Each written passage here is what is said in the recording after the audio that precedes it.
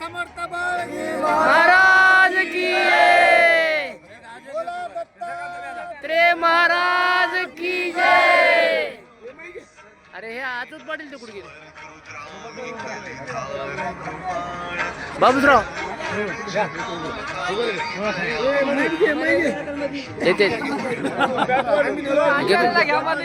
घेतो घेतो सगळ्या घेतो.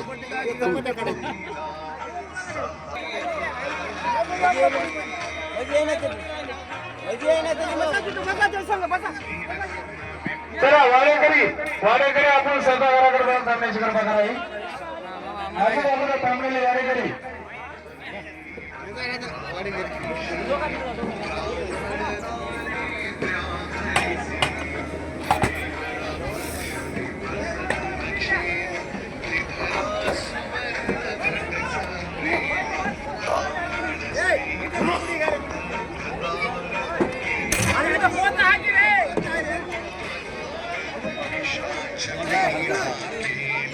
अरे अरे अरे अरे अरे ते खाली ठेव.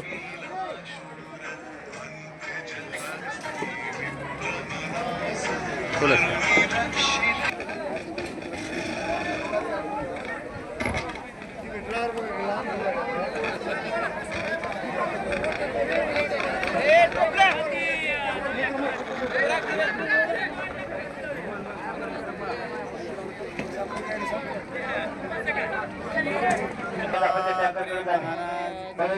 वाढण्याची सेवा शिकाजीवाडी आणि माळकोटा आणि शिकाजीवाडी केले. यज्ञ पावला पावले या युक्तीप्रमाणे खरोखर श्री संत समर्थ बाळगीर महाराज म्हणजे कलियुगामध्ये शहादत्ताचा अवतार आहे.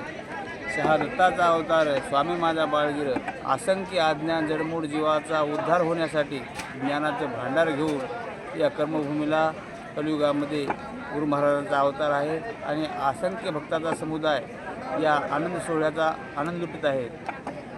माहूरगड हे जीवाच्या हिताचं कर्मभूमीचं निरालंब सृष्टी म्हणजे दत्तशिखर माहूरगड आहे.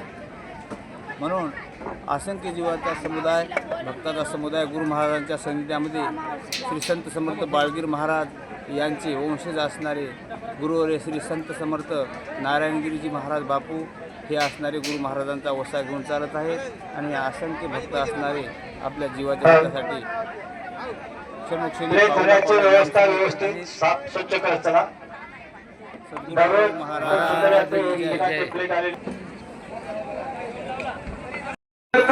करता आणि करविता कोण आहे तर तुम्हीच आहात देवा म्हणले. नवल तुझे भोळेपणे शहाणे वेदानी एवढे अतर्क्य गती तुझी जाणे तुझी कला तुझी वारे वा देवा म्हणले. किती नवल तुझं भोळेपण आहे म्हणले. तुझं भोळेपणा दाखव जगाला. म्हणजे भोळेपण कसं आहे बघा या ठिकाणी.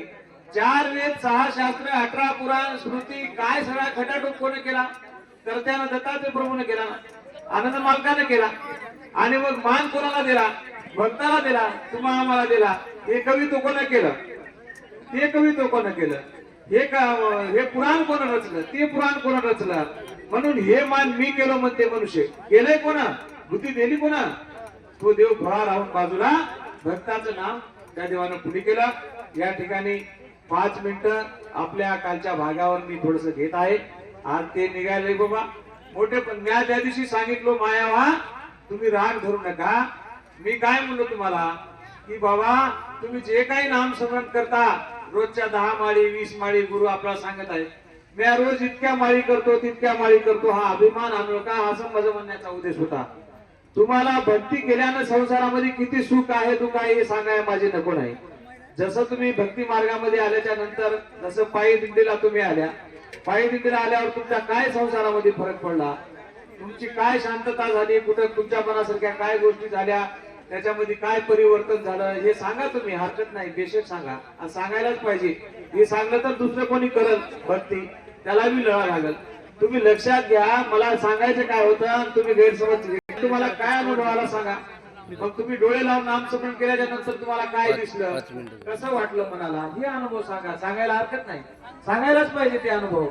परंतु तुम्ही रोज किती नामस्मरण करता आणि काय माझं किती नामस्मरण झालं हे कोणाला सांगू नका. हा माझा उद्देश होता की आपलं हे गुप्त ठेवा, की जसं आपलं धन आहे ते रोज असं म्हणू नका की बाबा अहंकारानं मी रोजच्या 10 माळी करतो, 20 माळी करतो, मी पोती वाजवतो, 10 वाऱ्या मी पंढरीच्या वाऱ्या केल्या, महाराजाला मी 50,000 रुपये दिले, महाराजाला मी दरवर्षी असं करतो तसं करतो. हा मनानं मोठानं मुखानं अभिमान सांगू नका. त्यानं काय होईल तर पुण्य तुमचं जाईल.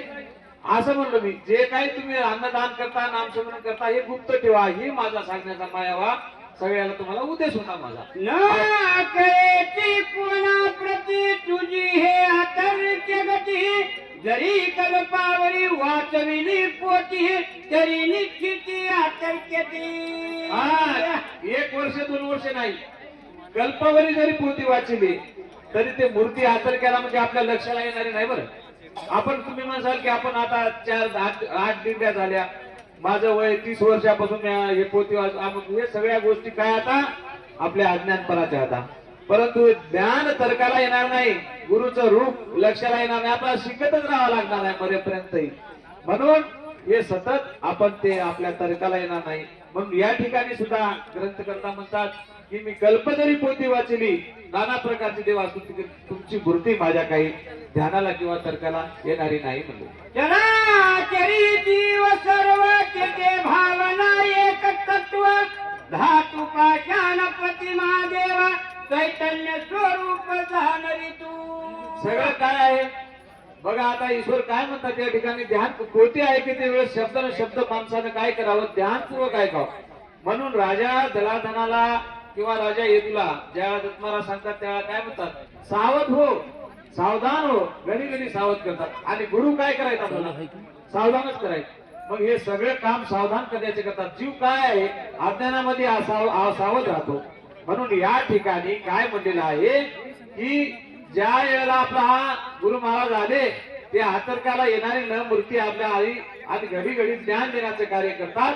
की याच्यातला शब्द जर विसरला आणि आपण जर चुकलो म्हणजे फेऱ्यामध्ये पडलो. म्हणून आपला पडू नये हेच तळमळ आहे देवाची. म्हणून सावधतेनं ऐका म्हणजे त्याची म्हणजे पोथी लक्षात येईल. पोथी काय म्हणालेत, महाराज काय सांगालेत, बाळगे महाराज जीवन चरित्र आहे हे ऐकल्यानं दुसऱ्याचं कोणाचं हित नाही, आपलं हित आहे, आपल्या जीवाचं हित आहे.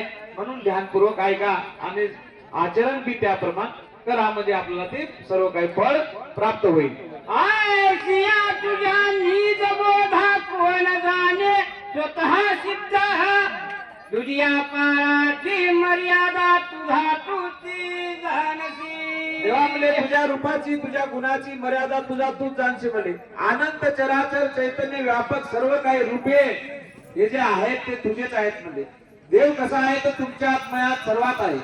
हा आत्मा पाहायला गेला तर हा ईश्वर आहे, या स्थूळाचा साक्षी आहे. आत्मा हा परमात्माचा अंश आहे. म्हणून जड चैतन्यामध्ये सर्व व्यापक तत्व परमेश्वर आहे. तुमच्यामध्ये देव, माझ्यामध्ये देव, हार एक जीव जंतूमध्ये देवाचं रूप पहा, अशी अवस्था आपल्याला व्हावी हेच जीवाचं कल्याण आहे. मग ईश्वर बी तेच रूप त्या सांगाले की या ठिकाणी की चराचरामध्ये चैतन्य स्वरूप प्रगट झालेला आहे, सगळ्यामध्ये व्याप्त आहे ते ईश्वर आहे. पण आपल्याला तो काय भेटत नाही, हा तत्व समजून घ्यावं लागल.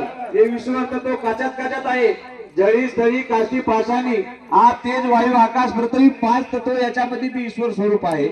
जडामध्ये चैतन्यामध्ये सर्व काही सृष्टीमध्ये आहे. या सृष्टीमध्ये जर ईश्वर तत्व नसलं तर या सृष्टीचा भूकंप होऊन आपला सर्वांचा नाश झाला असता, प्रलय झाला असता.